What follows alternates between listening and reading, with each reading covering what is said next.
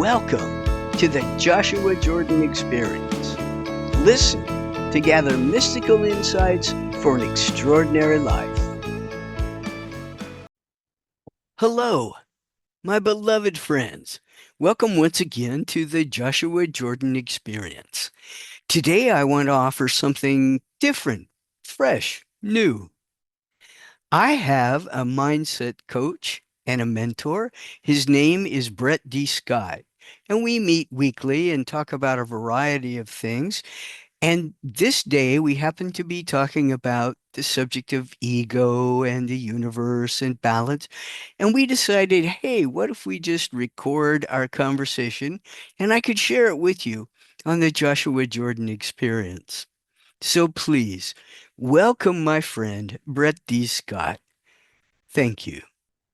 I'm very excited, Jordan. I guess I should let some of your audience know who I am, maybe. So, Please do. okay, I am Brett D. Scott. I am primarily a mindset coach. I help people to transform, to upgrade, specifically now change makers. A bit like this guy, hang on, pointing in the right direction. A bit like this guy over here. And I feel very grateful, very excited that I get to be one of the first people that you're going to experience. I'm sure I'm not going to be the last, but I'm certainly one of the first.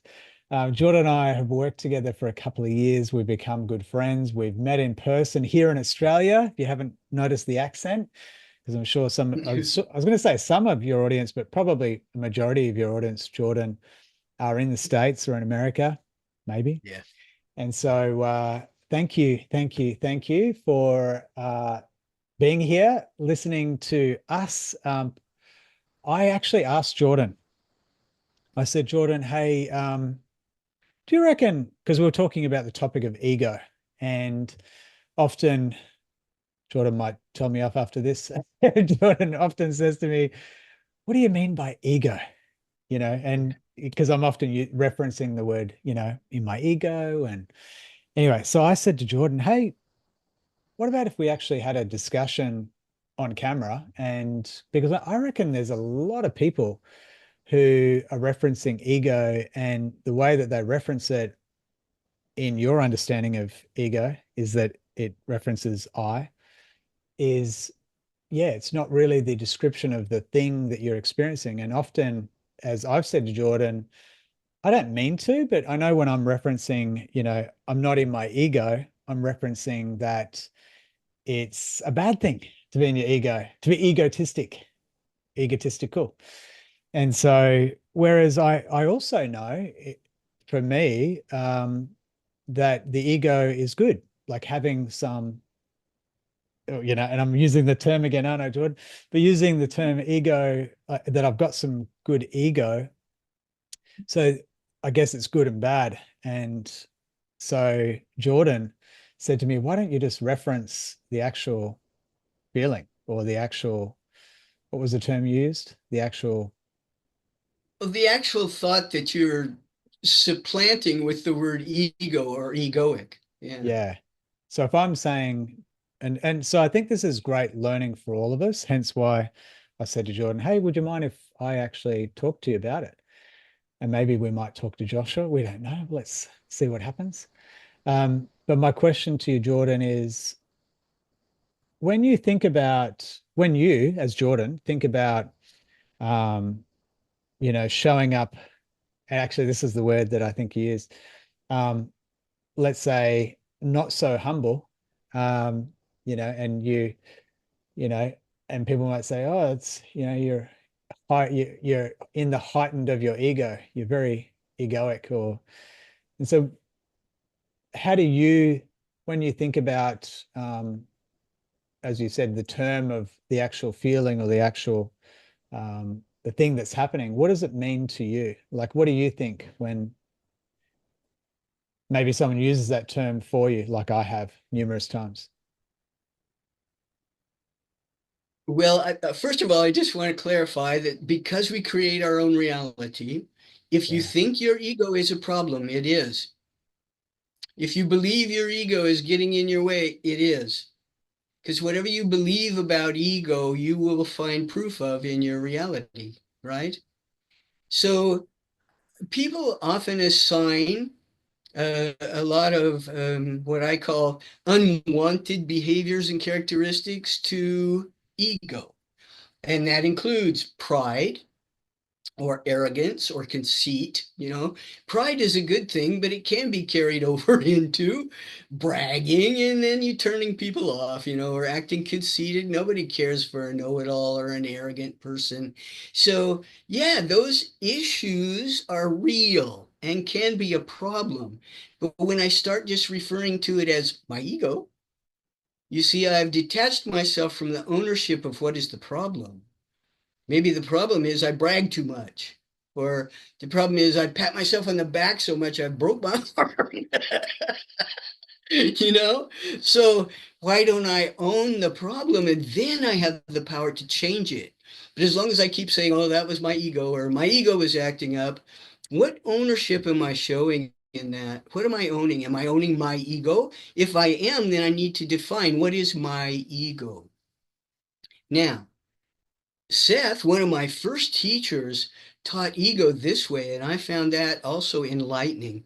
In that, imagine your whole self, right? Here you are in your whole self, but out on this window sill, facing the world, sitting on the window ledge, looking out, you have something called ego. So he said, ego is my face to the world. Well, is that a false face or is it a true face? Just saying it's my face to the world doesn't say it's good or bad.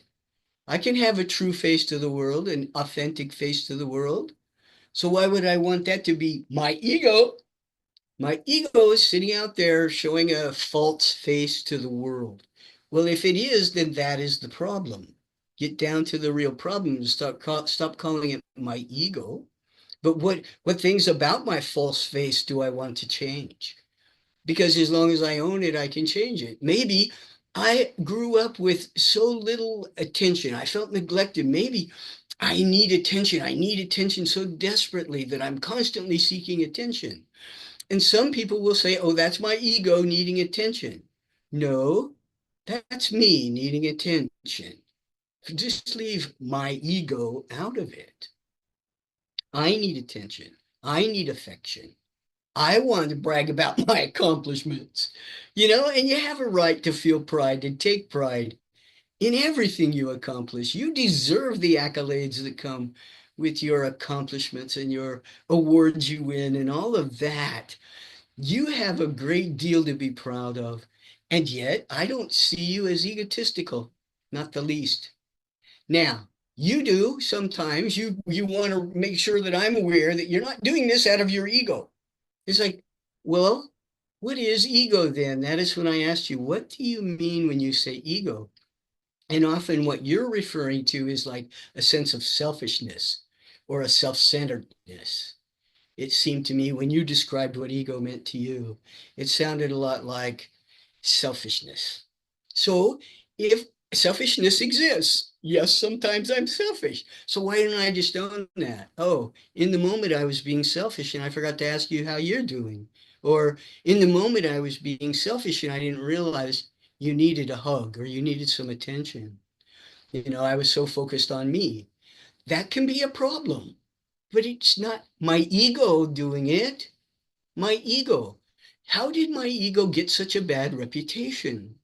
We want to blame it for everything we don't like, but like you said earlier, we don't give our ego credit for being kind and loving and generous. So what really is my ego? Is it an ugly skin we want to shed? I know I've gone on. Did I answer your question? Yeah, no, and look, I muted myself on purpose because I wanted to make sure that that came through. It really does make a lot of sense. And you're 100% correct. And I think the other thing that comes to mind when I think about, I don't want you to think I'm being egotistical, is there's a, let's call it, you're not doing your shadow work, or you're not looking at, what are you overcompensating for? And I think that's why some people say, "Oh, I'm not being egotistical," or "I hope you don't think I'm being egotistical." And so you're right. The ego gets such a bad rap for, Yes. for it doesn't, it's not the thing that is really happening. So I think it's a really good unlearning and, relearn a better way. We even discussed the word universe and I I didn't say it to you before, but I use the word, is the universe, I use that in my terminology. But you're 100% correct, because I also know the universe is what we call the extension of, having a solar system inside a universe. And then there's other universes, in the scientific Yes. term, because I actually, you don't know this is completely off topic, but my first career that I wanted to be from the age of 10 was an astronomer. Uh, Yeah. So that didn't happen. But So you were fascinated with the universe from early on. yeah, fascinated Yeah. with the universe, fascinated with aliens. Um, and so, yeah, but I really appreciate what you're teaching, not just about the word ego. I think there's quite a few words that we misrepresent, and yet it doesn't give us the correct description of what we're really trying to talk about, and really help people to understand what we're actually going through, or what we're trying to not be, or what we are trying to be. So I think it's a valuable lesson, and I know I appreciate it. Yes. Thank you. And Yeah. Joshua is very interested in helping us integrate into a whole self and splitting off a part of my identity as ego. I'm separating out parts of myself I don't want to own. Like you said, it's the shadow work. So by Mm. being able to do my shadow work, I can say, oh, wow, yeah, I was needing your attention and I was trying to draw attention to myself and I wasn't being conscious about what other people's needs are in the moment. That's something I can own in my shadow and admit, yeah, there are times when I'm egocentric. In other words, I want to be the center of attention. And that I have done since I was a child. And so I recognize sometimes it's a weakness and sometimes it's a strength. So Mm. it just depends on if I'm being so focused on me that I am being selfish. Selfishness Yeah. is a problem. Arrogance can be a problem. All of those things we blame ego for, needing attention, wanting to be right. All of those things can be a problem. And Do, so if we own it in our shadow work, that is when we can start to work through it. yeah. Absolutely. Like you said, what is the real problem? What is the real issue that we're dealing with? Deal with that Yeah. first, and then we can represent whatever it is.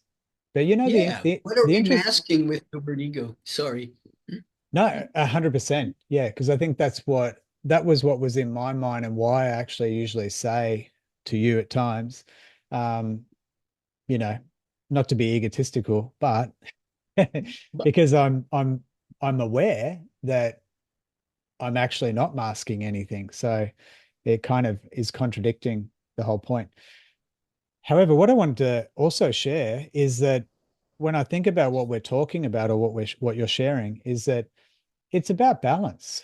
It's about understanding the balance, between um, being yourself, in, like you said, bragging, boasting, or being selfish. Like there's an element of balance between all of this, same as, the balance of being one, being whole.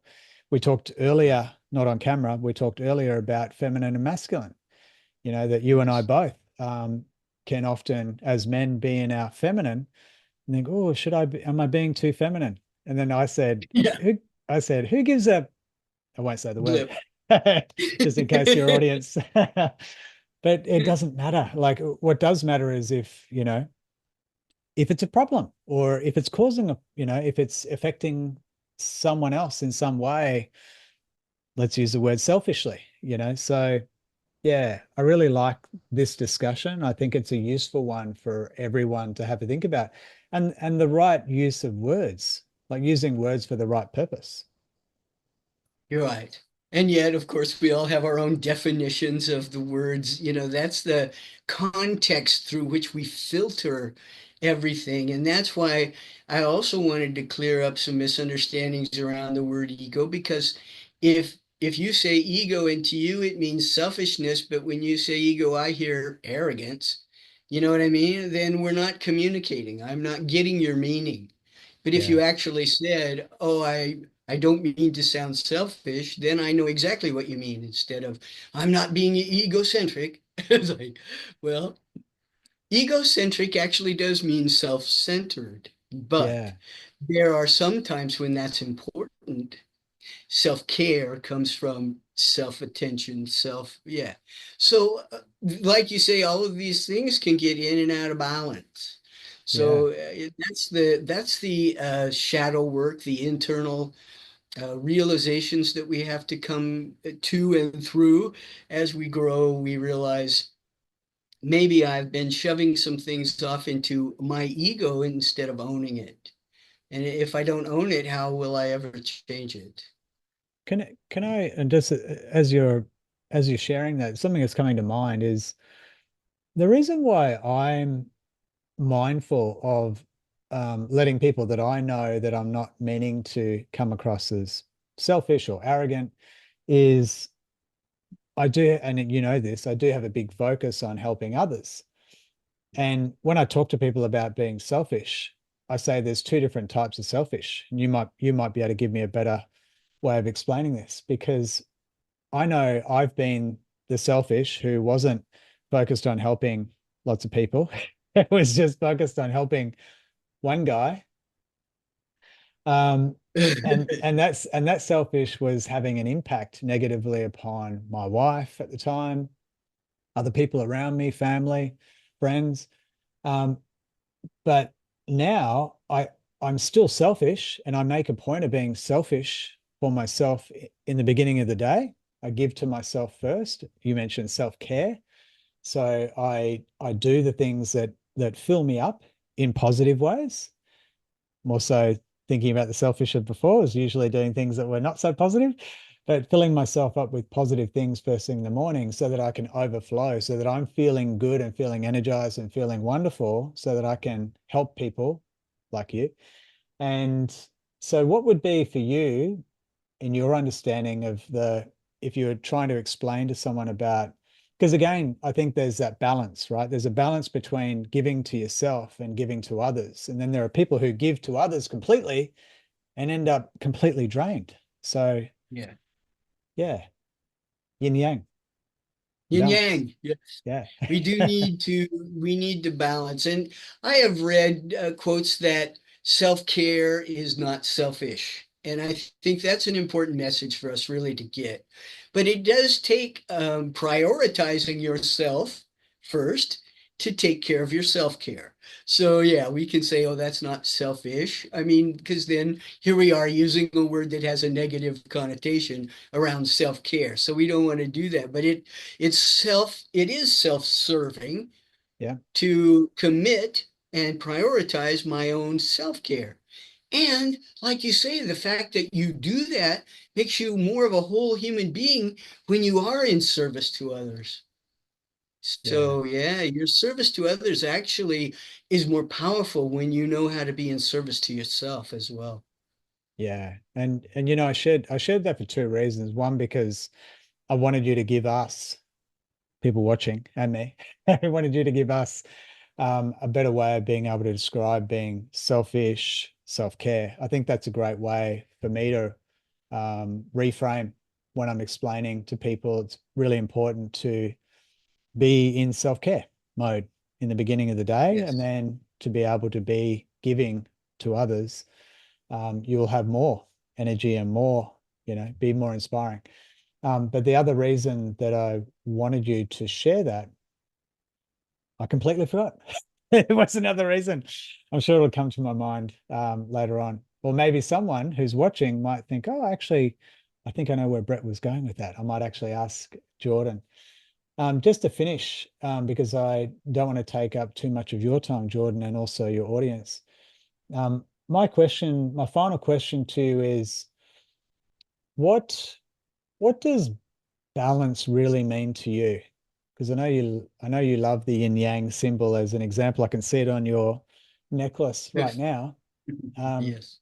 what does balance mean to you? Well, it certainly is not a model of perfection. As a matter of fact, the only time you know when you've gotten or when you're off balance or and you need to get back into balance is you feel yourself tilting a little bit one way or the other. So we generally don't get in stagnant stasis of total balance and stay there. We move in and out of it. As a matter of fact, when you're a toddler and you're learning to walk, walking is all about losing your balance and then shifting it back to the other side. You're shifting that weight and you finally learn how to move forward without so much shifting. However, the very learning to walk is all about being out of balance and getting into it, learning how to keep your balance while you're on your feet. So no, I'm not always perfectly balanced. I get knocked off balance by some things. I allow some things to knock me off balance. Oh, golly, I can get all wound up about stuff sometimes. So I'm just as human as anyone else. However, when I step back, and we were talking about this earlier, and when I realize I'm not just the actor on the stage, but I'm the watcher in the balcony. And when I can shift perspective back to the balcony and look at it, then I'm usually able to get a better perspective and say, whoa, I think I've really gotten out of balance here. I Mm, really let this carry me away and I got all twisted up about something that in the long run I really don't have any control over. So why am I all tensed up about it? Right? So it's that ability to shift back to the balcony and look at the actor on the stage and be more objective about what's happening rather than when we're in it, we're subjective. Our fear reaction is instantaneous. It's yes, faster than lightning that something can trigger us and we go into our fear reaction without choice.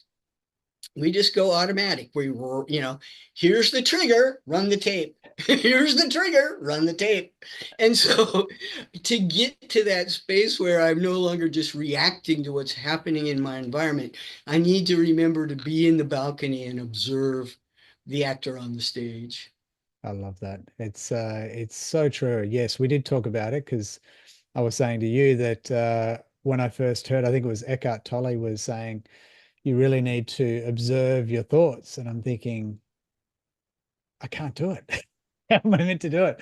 And then I was sharing with you that actually I've been doing it, but I Yes. wasn't consciously aware that that's actually what I've been doing. And it does, just as you said, just to reiterate what you said, it really does allow you to look at what's really going on and to not get so emotionally attached to, whether that be bad or good, and allows you to be able to just make the next move, movement or decision or whatever you want to call it. So I think it's a really valuable lesson. And and even thinking about the balance of good and bad, because most people, they recognize when the contrast is there and they're feeling crap.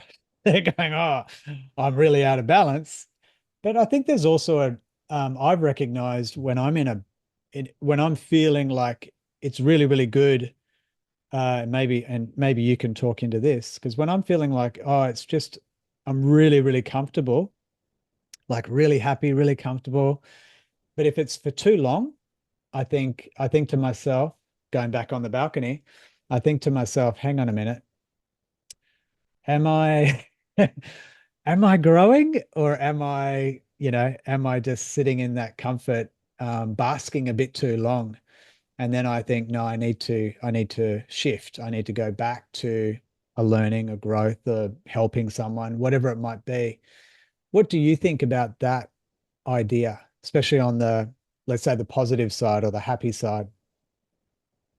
Yeah, well, I would say that's all very personal. We Mm, deserve to have moments of plateau, let's call it, where we've been working really hard to grow and learn and achieve and do better, and we've worked really hard. We deserve that break, a little break. Now, for each individual, that length of break is going to be different.